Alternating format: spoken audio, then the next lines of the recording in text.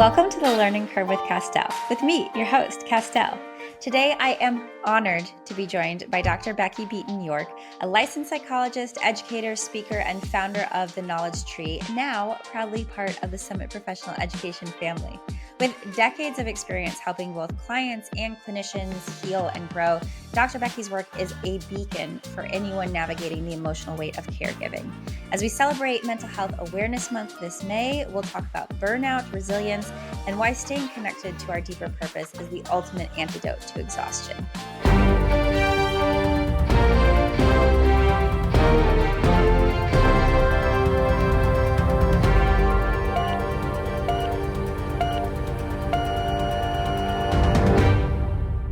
Welcome, Dr. Becky. We are so excited to have you here. And I wanted to give you a chance just to introduce yourself. Oh, thanks, Castell. I appreciate it. I'm Dr. Becky Beaton York. I am a licensed psychologist out of Atlanta and just recently Key West as well.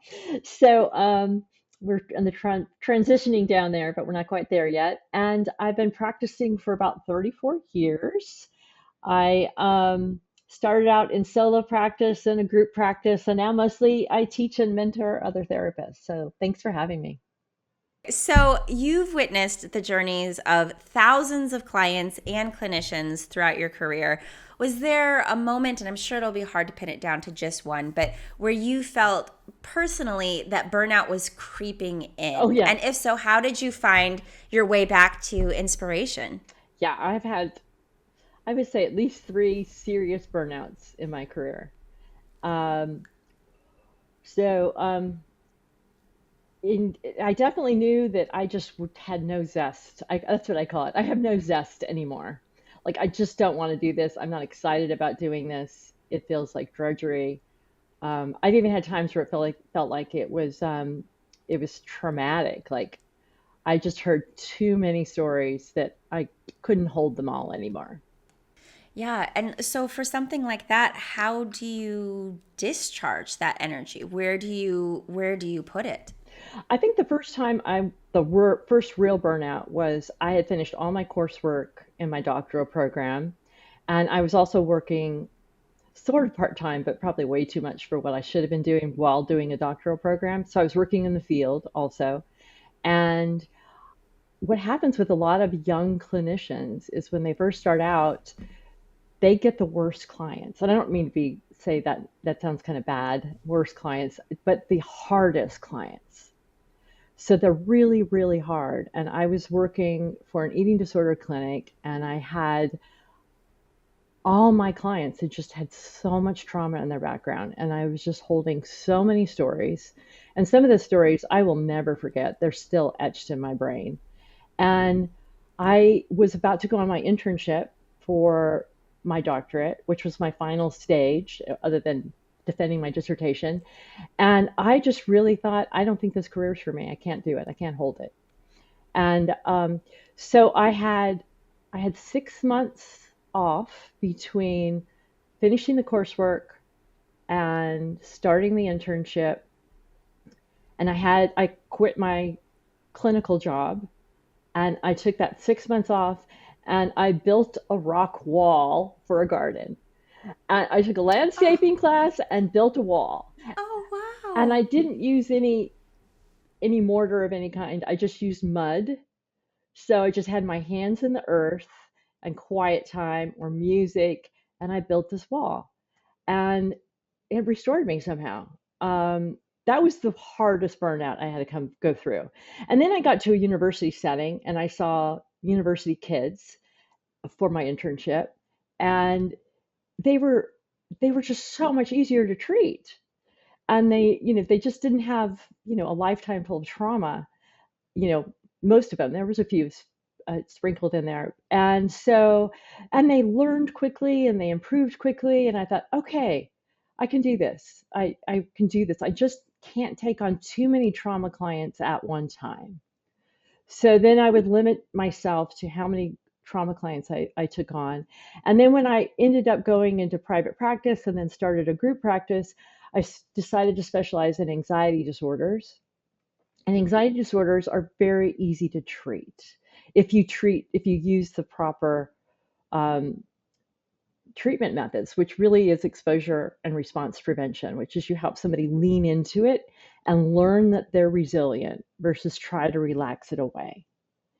And in as the science has developed, because I've been practicing now for 34 years, as the science has developed, I've just incorporated that more in my own life of realizing that I'm resilient and I can handle it. There's a lot of other tricks that I've had to learn. Um, and but that being able to know I'm resilient, I can handle it, has really made all the difference in the world. And since I live it, I can help teach other people to do it, I think. Uh, Yeah. And actually I want to touch on that resilience because in your years of working with hoarding cases and extreme emotional distress, yeah. what have you learned about human resilience in general that you wish every healthcare professional could hear? Human resilience is absolutely amazing.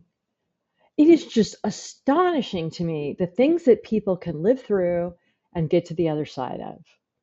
And, just watching the mental health field for 34 years, and, a lot before that, just as a hobby but really watching it and seeing the new treatments that have become available and watching that people can get better faster and they don't have to lay on a couch for, 5 times a week like they did in, the Freudian era. And, Yeah. and that there's actually quicker ways to do this and that people get better and they have more, fulfilled lives. And then it makes my job so worth it. That doesn't mean I don't get, still certain amounts of burnout, especially these days, because everybody feels like they're somewhat traumatized in this country, in the United States. I wanted to touch on something that you said because I know that burnout in general often stems from feeling disconnected from our original purpose. Hmm. And when you look back, what originally called you into the field of mental health and how has that evolved? You know, I definitely come from, you know, um, not the most stable family. And Okay. so I went into my own therapy at 19 when I got to college. I actually went to the University Counseling Center. Um, and I thought it was to get over some boyfriend that I was dealing with at the time. And Okay. realized, oh, I got a lot of negative messages in my mind. I don't have the best boundaries. I let people walk all over me. I just learned so many things.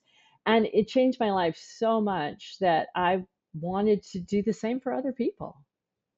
And it's just fast. The human brain to me is fascinating, and not just the brain, but you know, the soul and our emotions and everything that goes along with it, the whole mind body connection. But it was very fascinating. Unfortunately, I had a sister that I couldn't treat in college. So, which you're not supposed to treat your own family members anyway. It was too close to home. Okay. So Okay. it's turned out my poor sister is 67 years old and 68 actually. She's finally in rehab for the first time, which we needed her to be in, as 60 years ago. Well, not 60, 50 years ago. So she's finally in rehab for the first time. So I'm crossing my fingers. But because I couldn't treat her, I thought I wasn't going to be good at this. So I went on and did some other things. And then I finally made my way back to grad school. And it's definitely my purpose. I feel like this is my purpose. Treating the clients were my purpose to begin with. And then I started a group practice and thought, I will teach everybody in the group practice how to do some of these newer therapies that really make a difference so that we could be specialized in treating anxiety disorders and OCD, um, and trauma as well. And then it evolved to me deciding that the teaching part was really what I needed to be doing. It was really one to many rather than one on one or one to a group of 40 clinicians. So that's where it led me, and that's why I'm with Summit now. And then being with Summit Professional Education, I'm so excited because there's the whole physical element of it. all of the other professions. And I actually, my cognate in my doctoral program was health psychology. So the health psychology piece fascinates me. And if I can influence what they're teaching and say, wait, there's this whole emotional mental regulation piece going on here and trauma that goes along with injuries and whatever else they may be treating, um, that is inspiring to me. And so going back to resilience, I remember when I was a kid being in a doctor's office and seeing a plaque that said, all you need in life is someone to love, something to do that brings meaning, and something to hope for. And Oh, that has stuck with me since, I was 12 years old. And when I find myself like getting off track, even if you don't have a significant other, there's always somebody to love, even if it's our pets. And oh yeah. exactly, they're so easy to love. They are, yeah. And also, especially with cats, I feel like they are experts in boundaries. They are fantastic teachers about boundaries. They really are. And that's Yeah. that's part of love too, is you need to know how to have those boundaries. So if you don't have the boundaries, then it's really hard not to feel taken advantage of at some point. Yeah. Hmm. Yeah. Now, I know that you often talk about comprehensive healing, mind, body, soul. So, for you personally, how do you nourish all three parts of yourself to stay grounded in such emotionally demanding work? For me, I really have to focus on what's important in life, like what is the greater purpose and greater meaning, because we can all get bogged down into the nitty gritty. So I have to step back and look at the big picture. That's really helpful. Um, I meditate every day. I Me too. exercise. Love it. Yes, I highly recommend Yes. it, even if it's Yeah. just 10 minutes, just something. And I exercise almost every day, even if it's just walking. It doesn't have to be really strenuous, but I've got to get my body moving. Um, I drink a lot of water. I eat really well. And most importantly, I have social support. So, and they're realizing so much more now that we really have a loneliness epidemic. And it is really tragic. Do you know they've done some studies that you're actually more likely to die from loneliness than you are from smoking? I forgot how many packs a day it was. It was like 5 packs a day. Like all the things you can think of, you're more likely to die from loneliness. I mean, we're social animals. We are. So, but I think what often gets overlooked in when we talk about the loneliness epidemic, is it's systemic. It is built in. It is the remnants of imperialism. It is still going on today, where we are very socially hierarchical in terms of people would rather be at the top and alone of this tiny pyramid, sorry, because we've been told that that's where you get safety is the higher up you go, not realizing that you alienate so many potential support systems around you in order to get up to the top of this very, very lonely pyramid. Yep. And I think the systemic nature of loneliness makes it particularly interesting for clinicians who are either experiencing it themselves or seeing the impacts that it has on their clients, of how do I even begin to address this thing, when what is wrong is so much bigger than all of us. Yes, exactly. Our nervous system does not operate in a vacuum. We need each other. Co-regulation. Yes. Yes, even something as simple as hearing birds chirping outside Yes. has an impact on your nervous Oh system. my gosh. And I mean, I think like that's one of the biggest reasons why I have my dog by me at all times, is because he permits me to not be around a need like an autistic aid, because he helps me co-regulate because we're both mammals. Yes. And I think that that's something that oftentimes just gets brushed over and kind of like placed on the individual person as like, well, this is a you thing, Uh-huh. which it can be very frustrating from both sides, both treating and the person. I'm so with you on that. And and the research about the co-regulation is so important. That all the research they've done, I've been talking about treatment methods, yes, but still, no matter what treatment method you have, the most curative factor is the relationship between the therapist and the client. And if you can't help co-regulate, or you each co-regulate each other, but particularly it's the therapist's responsibility to be regulated to help the client, then you're not going to achieve anything. And that goes across all health fields. I mean, how many times have you walked into a doctor's office and the guy or a woman or whoever is is just really cold, and it's just like you Yeah, don't trust them, you don't feel good about it, um, and you're not going to get better if you don't think you're going to get better. completely. Hmm. And it just makes me so happy to hear someone in this field really addressing this, because I think that that's how we move forward. Hmm. We really have to. We have to rely on each other. We have to work as a team. This whole individualism thing does not work. Get rid of it. Get rid of it. I don't want to see any more generations trying to go through.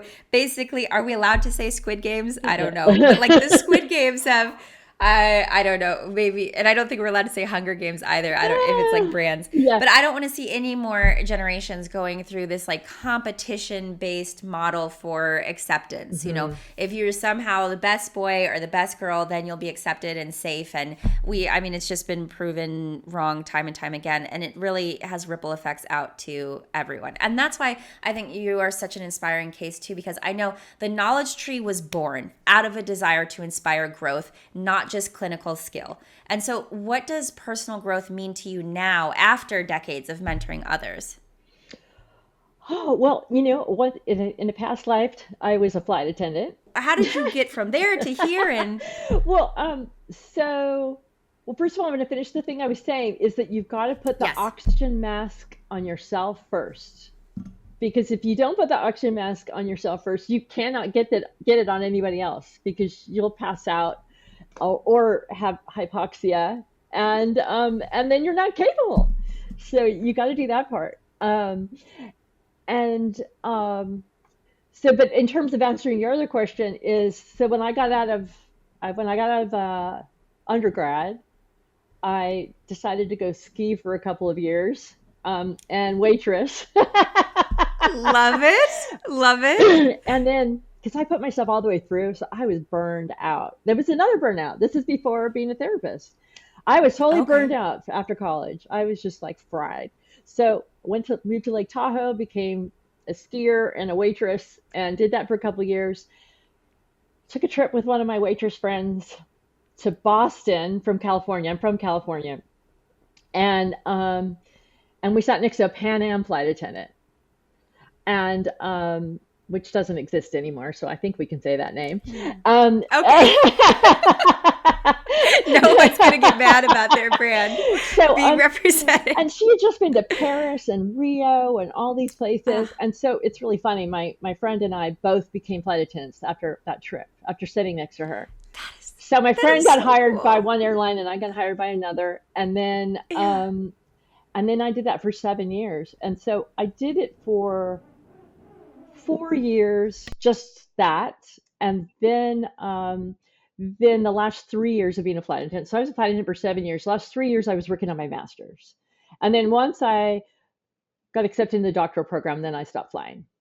So that's how I ended up That's how here. you ended up here. That is so amazing. I know that therapists and counselors, PTs and OTs and SLPs, they're all natural caregivers, but often struggle to extend that same compassion to themselves. So, what advice would you give to someone who feels emotionally exhausted, but maybe even guilty about slowing down?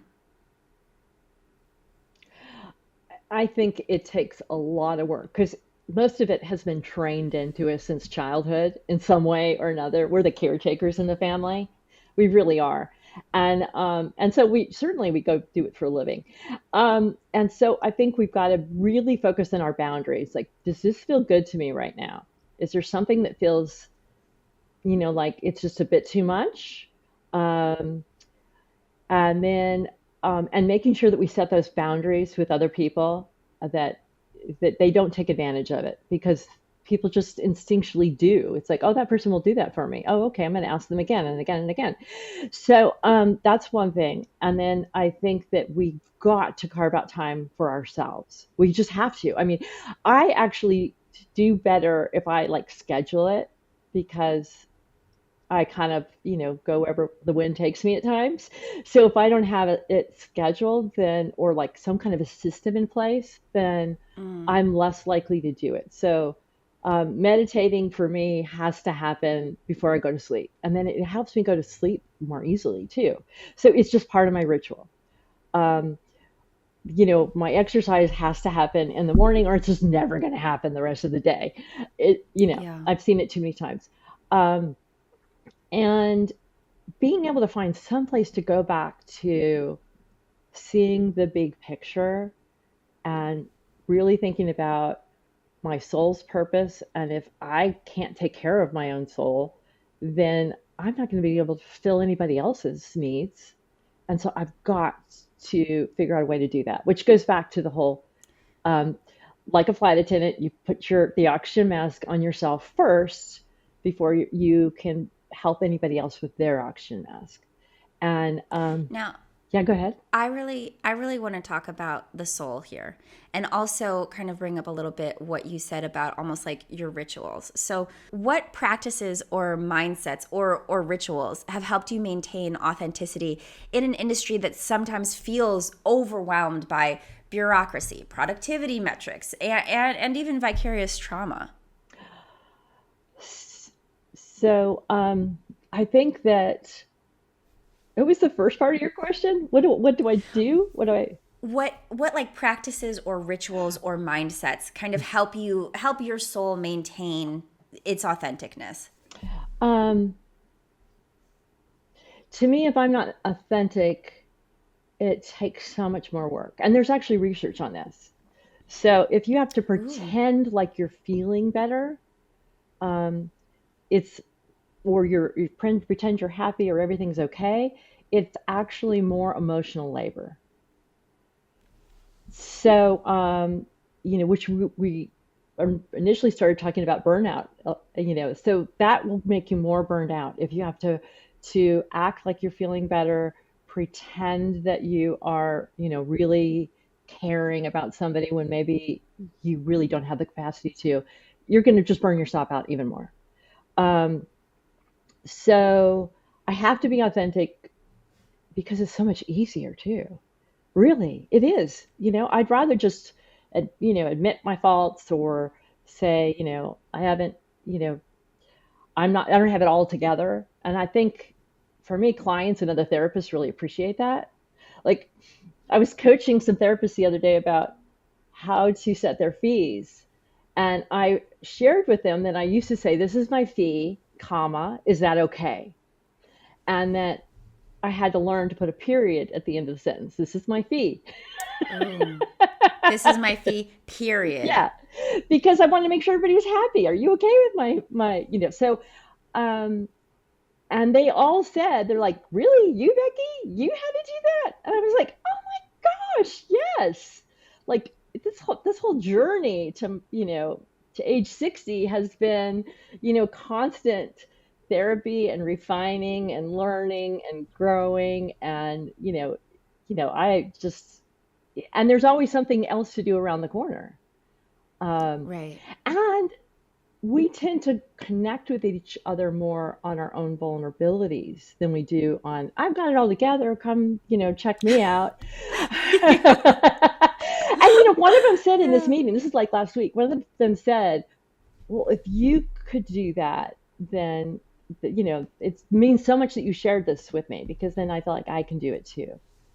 Um, Yeah. and then another You thing, know, it's oh, go ahead. I was going to say, another thing that it does for me is when I take care of myself, I actually think about that I'm bringing other people up with me. Um, and particularly because I am a woman, I'm bringing other women or non binary people up with me. Um, and when I feel like I'm doing that, And since I'm such a caretaker, I'm more likely to do it. Yeah.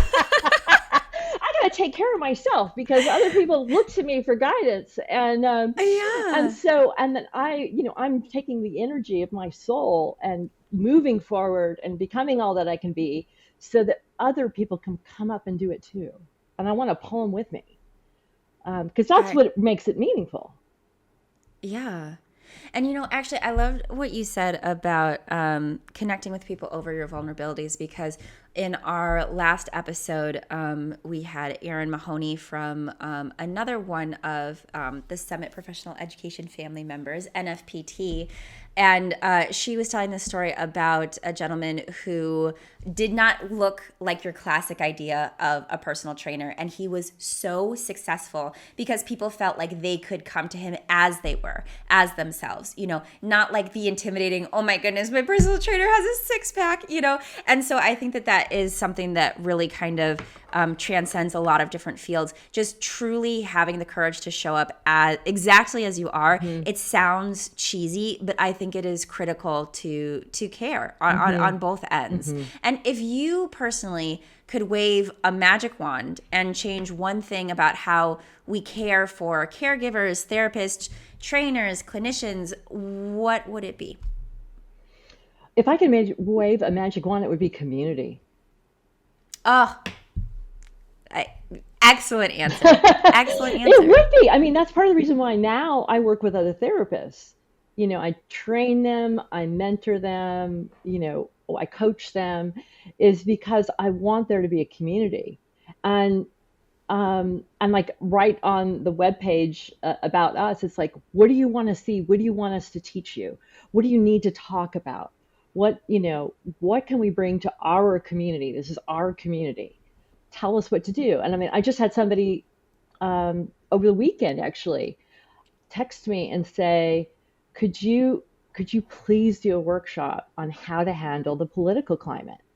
Um, and I'm Oh, thinking, oh my gosh, this is a tall tale. I mean, a tall order. a tall order. Yeah. And so, and that Yeah. was like the fifth person that has asked me that. So it's like, okay, okay, I don't know if I can do it myself, but I'll see if I can find somebody else that can do it. And so, yeah, it's got to be community because we need to work at it together because we can't do it alone. We really can't. Going back to the nervous systems, going back to the loneliness epidemic, and we are mammals. We need to have other people around us to survive. You put people in isolation as like the worst possible penalty. You put a baby in isolation and they die. So you know and adults will frequently go psychotic. So it's just inherent that we have to have community, um, and compassion. That's another piece too. We really do need to have compassion for one another, and it's hard sometimes when you really don't agree with somebody. Right. Hmm. Well, and especially just remembering where everyone is coming from, and not to mention the fact that how many of us slept alone in bedrooms as babies, especially in America, where that is the culture. The baby has its own room. And so none of us are just isolated incidents. We're all coming from so much, even just generationally Hmm. too. So that's the one thing that allows me to have compassion is anytime I'm talking to someone, I'm not just talking to them, I'm talking to their parents, to their neighbors, to their ancestors. It is all part of the package of the person that you see sitting in front of you. Yeah, and that one moment with you can make all the difference in the world. I mean, the thing that we really realized, I think, from COVID, when we all were isolated, is how those little micro conversations, not just your friends that you Yes. scheduled Zoom calls with or whatever you did during COVID, but the micro conversations of walking down the street and seeing a new neighbor that just moved in. Oh, did you guys just move into this house? Just even a 5-minute conversation, or somebody at the grocery store in a line. Just to be able to realize that we can connect on our own humanity. And now, so if someone listening today is maybe right on the edge of burnout, but feels too trapped to change their life, what's the very first step you would encourage them to take? I think the very first step is to realize that they are not trapped, that they have there there is a choice. And there's a choice if they feel like they are trapped, their choice is to change their mindset around figuring out that they do have agency. And if they don't have agency to change their circumstances, they have agencies to change their attitude and their mind. And then to help do whatever they can to regulate their nervous system. So there's lots of great information somebody could look into. We've got the Knowledge Tree. We've got a great workshop on navigating burnout with polyvagal theory with Deb Dana, who is she's written a zillion books on polyvagal theory. And if you're not familiar with that, it's all about regulating your nervous system. And so is to so finding ways to regulate your nervous system. And you can hum, you can hug somebody, you can hug your animal. Petting an animal helps regulate your nervous system. Um, Hugging yourself, even if there's nobody else around. Um, but finding some ways to do that. And then, so first of all, trying to get yourself more regulated and grounded. And then realizing, what options do I have? I do have some agency here. Sometimes people think they're trapped when they really aren't. And so it just is risk. It's a certain amount of stepping out there and taking risks that they, they're uncomfortable. Anytime we take a risk, it's uncomfortable. So we've got to be able to realize, what do I have to lose? I mean, I've done a lot of adventurous things in my life that honestly, I feel like I could die tomorrow and I'm fine because I've done some really cool things in this life. And it goes back to my own anxiety treatment of leaning into it. Okay, I'm afraid of it. Let's lean into it. Why not? Unless there's something really huge to lose. But I had one of my therapists over the years, but the one I've had the longest now, I remember I was in a relationship that was just not, I was not happy. And she said to me, "What do you think your soul needs?" And that one question is something I have just played over and over again in my mind. What does my soul need? And when she said, "What does your soul need?" I was like, I've got to get out. Okay. I've got to go live my life. Life is not Yeah. over. I just want to say you are so inspiring, and I definitely encourage everyone to sign up for that workshop. Summit also has Burnout in Physical Therapy as a free upcoming lunch and learn that anyone can attend. It's not for CE credit, but it is free to everyone. But if people want to connect with you, where can they find you after this? Well, they can find me via the Knowledge Tree, which now it's going to stay the Knowledge Tree, theknowledgetree.org, a Summit company for at least for probably a year and a half. And then we might go all the way into Summit. We're not sure yet, but we're definitely going to keep the name for the moment. So they can definitely find me there. Awesome. Well, thank you so much for being a part of our show. It's truly been an honor. Thank you, Castell, so much. It's been such a pleasure talking to you. I feel like we really have similar views on so many things, and it's really been a pleasure. What a powerful reminder that healing is as much for the healer as it is for the client. Dr. Becky showed us today that burnout isn't a personal failure. It's a call back to our own humanity, our own worth, and our own need for restoration. If you're ready to invest in your growth and your resilience, check out the Knowledge Tree's live and on-demand workshops, now with expanded access through Summit Professional Education. And don't forget the 2 burnout workshops. Summit is also offering a free lunch and learn on physical therapy burnout this month. All the details are in the show notes and in the links below. I'm Castell, and this is The Learning Curve. Thank you for listening, and take care of your heart.